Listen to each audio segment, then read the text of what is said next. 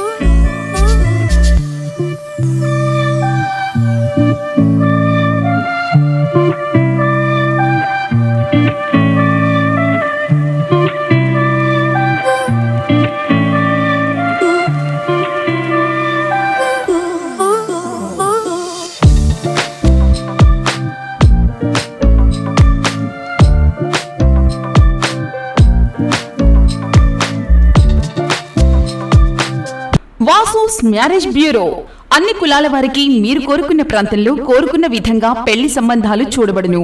రెండవ పెళ్లి అబ్బాయికి అమ్మాయికి కూడా పెళ్లి సంబంధాలు చూడబడును.